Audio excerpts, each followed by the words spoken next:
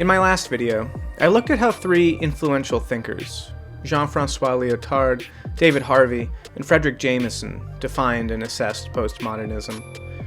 From there, I turned to some milestone responses to postmodernism, particularly from the pivotal writer David Foster Wallace. We saw that academics such as Linda Hutchin were already pronouncing the death of postmodernism in the early 2000s, and looking forward to a new generation of thinkers to provide a label and analysis of what was only then emerging. I'd like soon to get into the models that have arisen in response to this call, the heirs apparent to the dead king, postmodernism. If postmodernism is over, what do we call the cultural period we're in now? Remodernism, performatism, and metamodernism have all been suggested, and we'll consider each in turn. However, as we saw with Wallace, some core elements of these paradigms can already be seen prefigured in the works of certain late postmodern thinkers. And as a final prologue before diving into these proposed cultural paradigms, I'd like to focus on one more of those thinkers, Ihab Hassan. Hassan will serve as our bridge, taking us from postmodernism into our current cultural moment.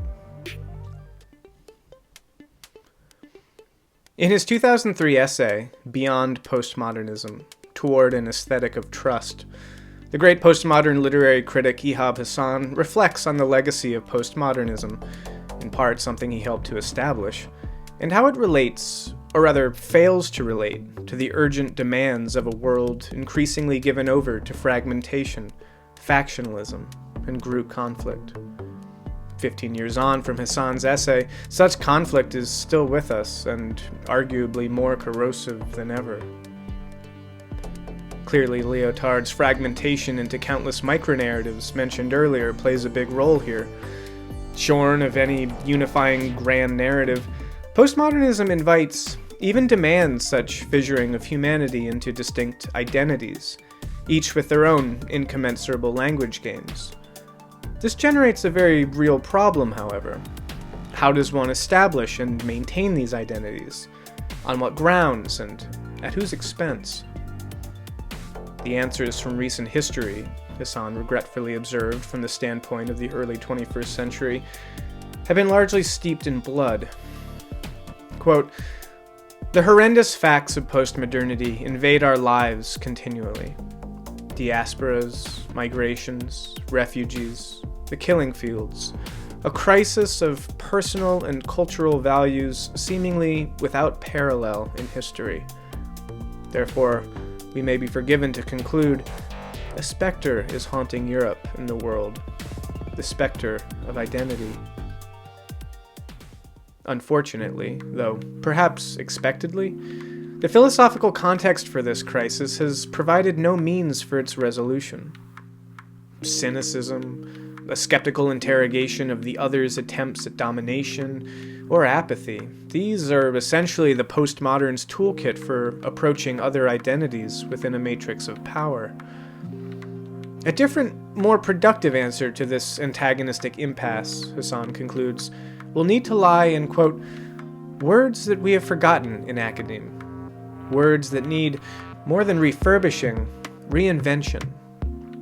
I mean words like truth, trust, spirit, all uncapitalized." The all uncapitalized here seems crucial, I believe, since the reason such words were banished from intellectual conversation to begin with was their supposedly inextricable link to oppressive religious traditions and naive philosophical absolutes, as well as the historical imperialism that such metaphysical ideals helped rationalize, in every sense of the word. But Hassan isn't arguing here for metaphysics or some good old religion. His truth is rather a common human truth of, quote, soft universals, not Platonic, but empirical. Appreciating the common humanity behind your desire for place and purpose and my desire for place and purpose can only be mutually beneficial and a hedge against dehumanizing violence. If the threat postmoderns were countering was that of an all-subsuming iron cage of Western rationalism, they largely succeeded. Today, however, the threat is different. It's the threat of tribalism, hyperpartisanship, intergroup conflict, even civil war. More of the same differentiating medicine will only make the patient sicker. But truth, trust, spirit? But, Hassan immediately asks, what would spirit mean in our intellectual culture of disbelief? He immediately offers some limiting parameters, quote, certainly it would not mean atavism, fundamentalism, or occultism. It may not mean adherence to orthodox religions, Christianity, Judaism, Hinduism, Islam, though it would not exclude them. As it turns out, Hassan never really does offer much of a positive insight into what it could be, though this isn't an accident.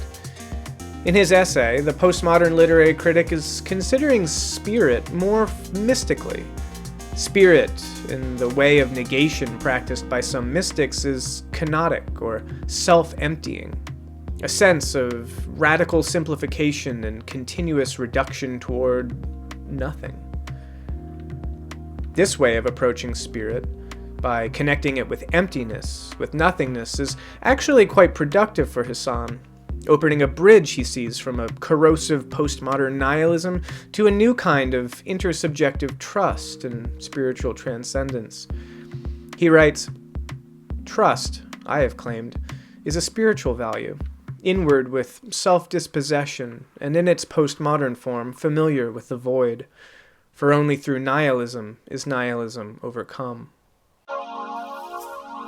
In some sense, if truth, trust, and spirit, all uncapitalized, we might say, and even put in the postmodern scare quotes, have their basis not in the old metaphysical systems of ideals and absolutes, but actually in nothing.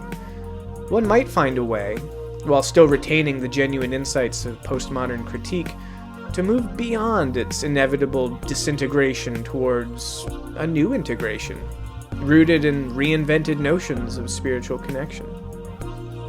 Hassan's adamant assertion that whatever the spirituality beyond postmodernism might be, it will not be, quote, atavism, fundamentalism, and so on, would seem to underscore an important point for Hassan, namely that this return to spirit must not be reactionary, a conservative reflex to the status quo. Indeed, Hassan frames his concept of spirit as being arrived at through nihilism, not by means of any retreat away from it. His aim is beyond postmodernism, not just instead of it. This is an important point, to be considered more deeply in what follows.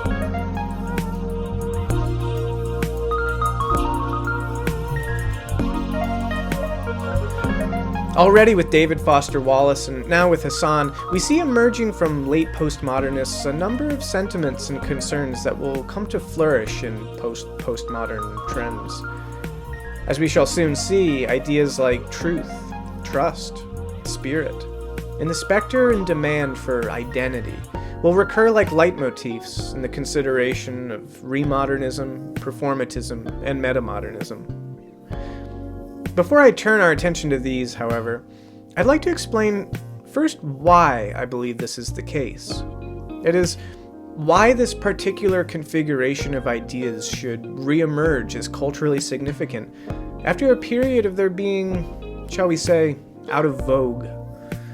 To do this, let's pick up an earlier issue I'd left unresolved until this point in our discussion. The fundamental agreement about the postmodern condition by Lyotard, Harvey, and Jameson. A fundamental agreement, albeit expressed differently by each, that gets at the root of what postmodernism was, and thus a clue to what its successor would be.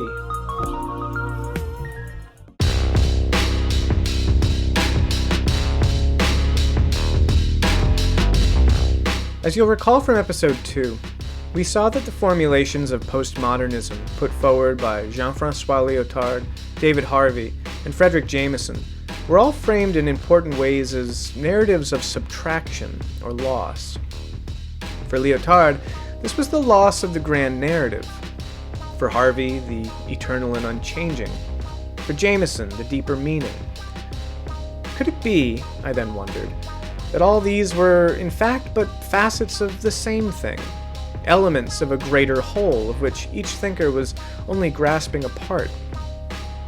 I'm now ready to answer this question, for it but remains to ask what principle, once widely held but recently lost, had served for a grand overarching and world-orienting narrative, a thing that was likewise understood as eternal and unchanging, while also providing the depth of foundational meaning, the basis and foundation for all hermeneutic gestures of interpreting reality in relation to something beyond mere appearance.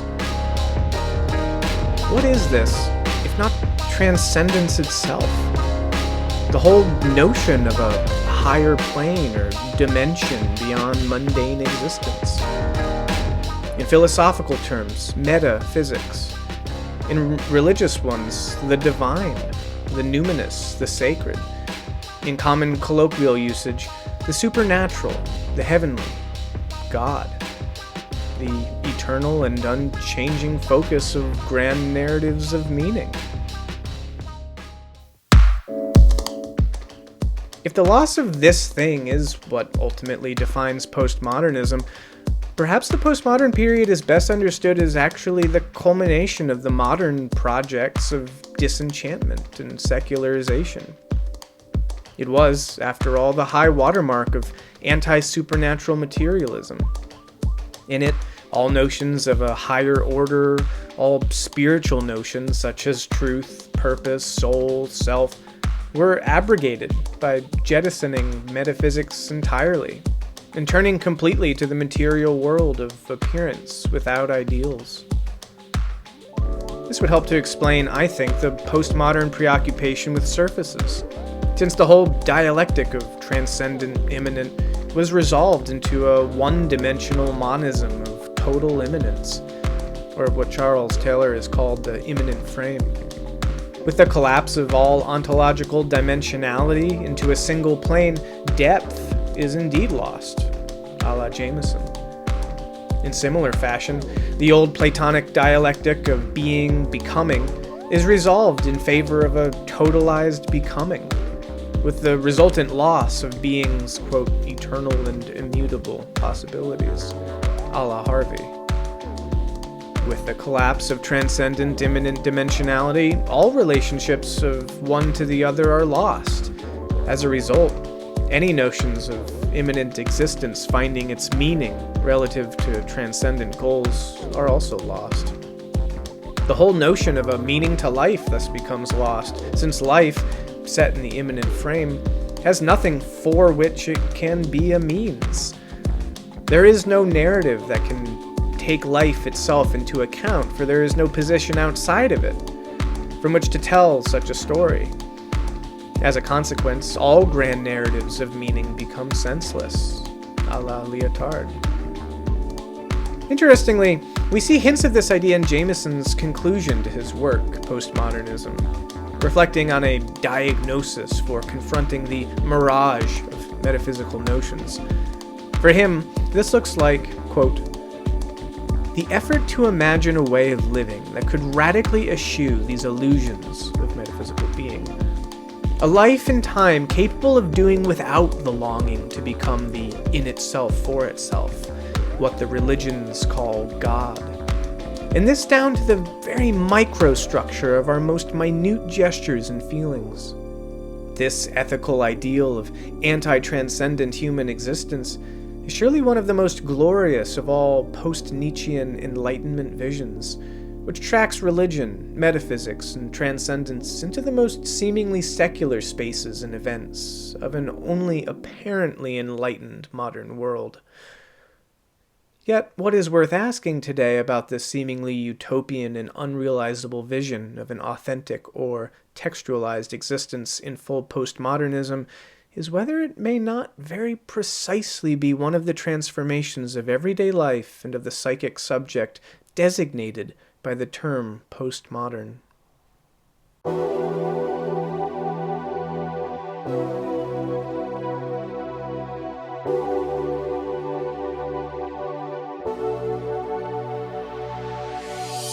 So much for the synthesis of these three seminal formulations of the postmodern.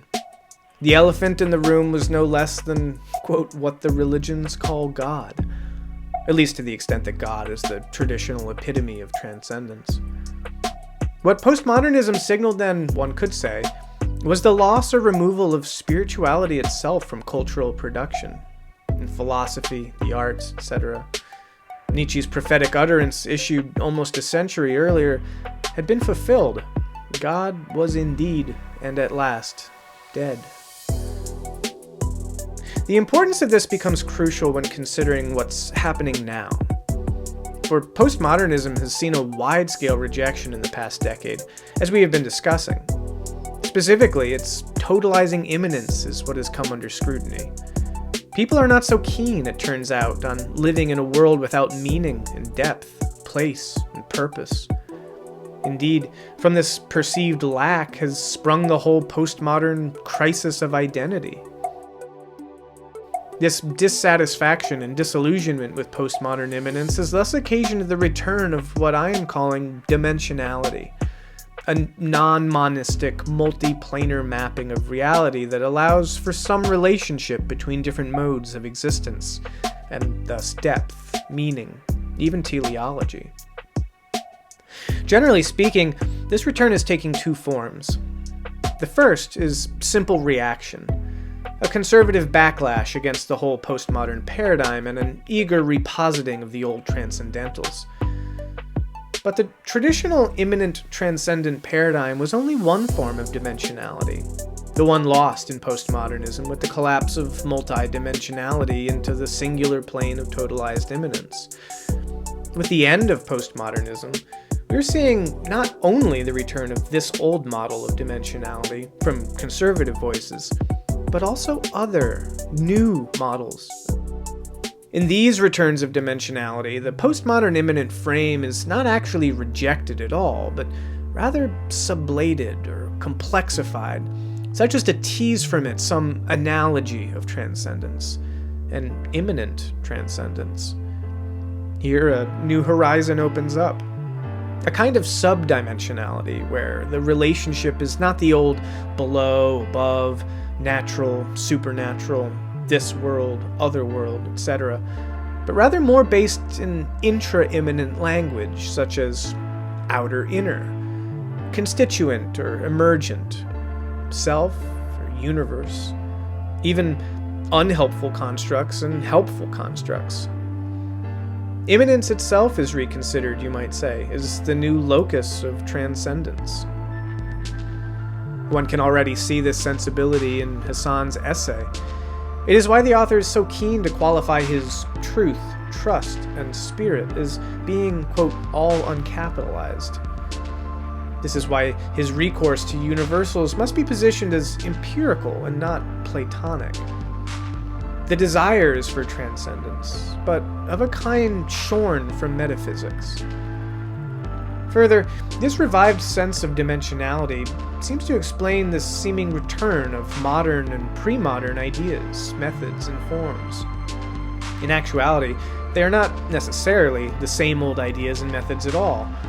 Their similarity to earlier forms owes to both sharing a commitment to dimensionality, but the spirit of Hassan is miles away from, say, Hegel's spirit, and obviously much further still from the Holy Spirit of traditional Christianity. It's spirit reinvented.